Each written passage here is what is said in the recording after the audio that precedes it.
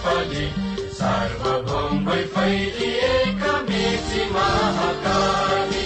सायौं थुङ्गा फुलका हामी एउटै माला नेपाली सार्वभौम भई फैलिएका मेची महाकाली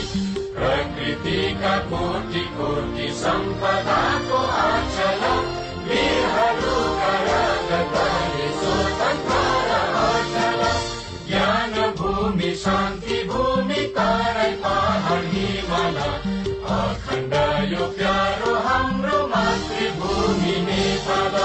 बहुजाति भाषा धर्म संस्कृति छन् विशाल